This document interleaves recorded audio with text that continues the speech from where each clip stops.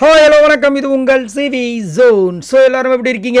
இன்னைக்கு பார்த்தீங்கன்னா ஒரு வீடியோ எடுத்து வந்திருக்கேன். இந்த வீடியோவை போடுறதுக்கே எனக்கு ரொம்ப கஷ்டமாக இருக்குது. ஏன்னா பிக் பாஸ் அப்படின்ற ஒரு கேம் வருஷம் வருது.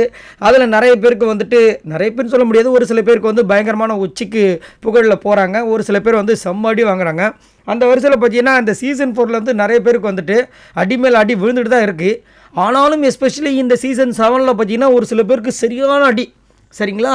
அது வந்துட்டு அவங்க வாலண்டியர் அவங்களே வந்துட்டு அவங்களுக்கு ஏற்படுத்திக்கிட்ட ஒரு விஷயம் தான். அதுலேயும் குறிப்பாக பார்த்தீங்கன்னா மாயா, பூர்ணிமா கண்டிப்பாக சொல்லலாம். நிக்சன் கூட வந்துட்டு ஓரளவுக்கு இப்போ இது பண்ணி நிறைய படம், அதுக்கப்புறம் ஆல்பம் சாங்ஸு, அதுக்கப்புறம் நிறைய இதுங்களாம் வந்து கொஞ்சம் நல்லா சூப்பராக வந்துட்டார். பட் மாயாவுக்கு வந்துட்டு இன்னுமே கொஞ்சம் எதிர்ப்புகள் அப்படியே தான் இருக்குது. அது காரணமும் அவங்க தான், அதை வந்து மாற்றுக்கிறதே கிடையாது. ஆனாலும் ஒரு சில இந்த யூடியூப் சேனல்ஸ்லாம் பார்த்திங்கன்னா அதை வந்துட்டு அவங்களுடைய ஆதாயத்துக்காக ஒரு சில விஷயங்கள்லாம் இன்னுமே பண்ணிகிட்ருக்காங்க. அதுதான் ரொம்ப வருத்தமாக இருக்குது.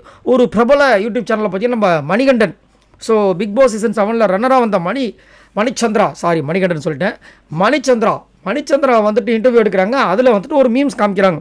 என்னென்னா, சார் நீங்கள் ஒரு கேனா கோ கோ கோ அப்படின்னு ஒரு டைலாக் ஒன்று வரும். நம்ம வடிவேல் சார் வந்து இருக்கும்போது அப்புறமா தான் சொல்லுவாங்க, கேடிகளை கூண்டோடு பிடிக்கிறதுல கில்லாடி அப்படின்றது. ஏன் அதை கரெக்டாக சொல்ல விடுதையா, பதறதா இல்லையா அப்படின்ற மாதிரி சொல்லியிருப்பார். அந்த மீம்ஸை போட்டு இதை நீங்கள் யாருக்கு டெடிகேட் பண்ணுறீங்கன்னு கேட்குறாங்க. இதெல்லாம் ஒரு இதுவாயா?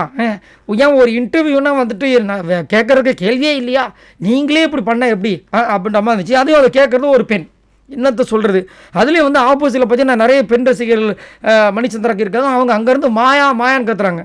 ஏயா என்னையா பிக் பாஸ் கேம் முடிஞ்சு 3 மாதம் ஆச்சப்பா, 3 மாதத்துக்கு அப்புறமா அப்படின்ற மாதிரி ஒரு சில பேர் வந்து கண்ணீர் மல்க கீழே வந்து கமெண்ட்ஸ்லாம் போட்டுட்ருக்காங்க. சார் நீங்கள் சொல்லுங்கள், பிக் பாஸ் கேம் முடிஞ்சாச்சு, அதில் எந்த கண்டஸ்டண்ட்டே வந்து மறந்தாலும் அந்த பகையை மறந்தாலும் ஒரு சில பேர் அவங்களோட ஆதாயத்துக்காக இந்த மாதிரி வந்து அப்பப்போ லைட்டாக கொளுத்தி விட்டு பண்ணிகிட்ருக்காங்களே, இதை பற்றி என்ன நினைக்கிறீங்க?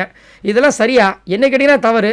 அது மட்டும் இல்லாமல் பிபி கொண்டாட்டம் வேறு வந்துட்டு ஒரு பக்கம் ஷூட்டிங் நடந்து முடிஞ்சிருச்சுன்னு சொல்கிறாங்க, ஒரு பக்கம் வந்துட்டு ஷூட்டிங் வரப்போகுதுன்னு சொல்கிறாங்க. பட் மேக்ஸிமம் இந்த ஏப்ரல் ஃபர்ஸ்ட் வீக் வந்துடும் போல இருக்குது. ஸோ உங்களோட கருத்தை சொல்லுங்கள், யாரெல்லாம் பிக் பாஸ் கொண்டாட்டத்துக்காக வெயிட் பண்ணிகிட்ருக்கீங்க?